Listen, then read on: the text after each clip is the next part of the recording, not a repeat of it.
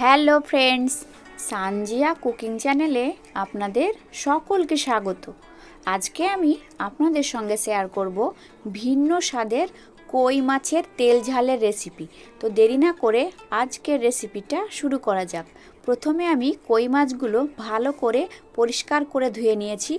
এবার এই মাছের জন্য আমি মশলা করে নেব। দুটো পেঁয়াজ কুচি, দুটো টমেটো কুচি আর দুটো কাঁচা লঙ্কা দিয়ে আমি ঢাকনাটা লাগিয়ে পেস্ট করে নেব। আমার পেস্ট করা হয়ে গেছে। এবার গ্যাসের মধ্যে একটা কড়াই চাপিয়ে দিয়ে হিট হয়ে আসলে আমি 1 কাপ মতো তেল দিয়ে দেব। তেলটা হিট হয়ে আসলে পেঁয়াজ টমেটোর পেস্টটা আমি তেলের মধ্যে দিয়ে দেব। এবার এটাকে ভালোভাবে নেড়ে নিতে হবে। আমার নাড়া হয়ে গেলে একটা তেজপাতা এর মধ্যে দিয়ে দেব। 1 চামচ হলুদ গুঁড়ো, লঙ্কা গুঁড়ো,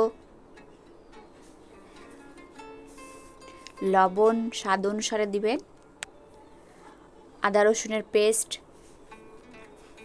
এবার এটাকে ভালোভাবে আমি কষিয়ে নেব।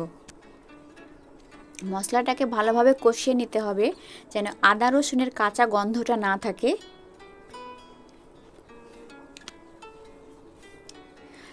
মশলার মধ্যে তেল ছেড়ে দিয়েছে। এবার আমি 1 চামচ কালো জিরে দিয়ে দেব।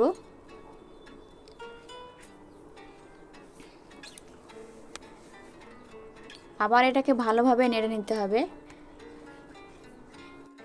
এবার আমি কই মাছগুলো একটা একটা করে মশলার মধ্যে দিয়ে দেব। আমার মাছগুলো দেওয়া হয়ে গেলে ভালোভাবে এটাকে কষিয়ে নেব, মানে প্রত্যেকটা মাছে যেন মশলাগুলো ঢুকে যায়।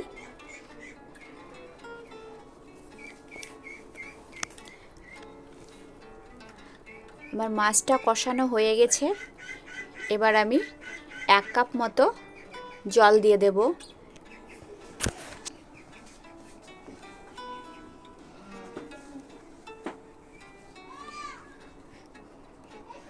জলটা দেওয়া হয়ে গেলে দুটো কাঁচা লঙ্কা এর মধ্যে দিয়ে আমি 10 মিনিট মতো ঢাকনাটা লাগিয়ে দেব। 10 মিনিট পর ঢাকনাটা তুলে আপনাদের দেখাচ্ছি। দেখুন কত সুন্দর হয়েছে। আমার মাছটা হয়ে গেছে। এবার এর মধ্যে আমি 1 চামচ জিরে গুঁড়ো দিয়ে দিলাম আর ধনে পাতা কুচি এর মধ্যে দিয়ে দেব। আমার কই মাছের তেল ঝাল তৈরি হয়ে গেছে।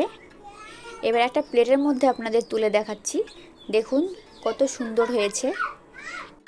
গরম ভাতের সঙ্গে কই মাছের তেল ঝাল থাকলে আর কিছুর প্রয়োজন হবে না। আমার এই ভিডিওটা ভালো লাগলে অবশ্যই বাড়িতে ট্রাই করবেন এবং কেমন হলো আমাকে কমেন্টে জানাবেন। যদি আপনারা এই ভিডিওটা ইউটিউব থেকে দেখে থাকেন তাহলে আমার চ্যানেলটিকে লাইক এবং সাবস্ক্রাইব করে দেবেন, আর ফেসবুক থেকে দেখে থাকলে আমার পেজটাকে ফলো করে দিবেন। দেখা হচ্ছে নতুন কোনো রেসিপি নিয়ে। ততক্ষণে আপনারা সকলে ভালো থাকবেন এবং সুস্থ থাকবেন। ভিডিওটা শেষ পর্যন্ত দেখার জন্য আপনাদের অনেক অনেক ধন্যবাদ।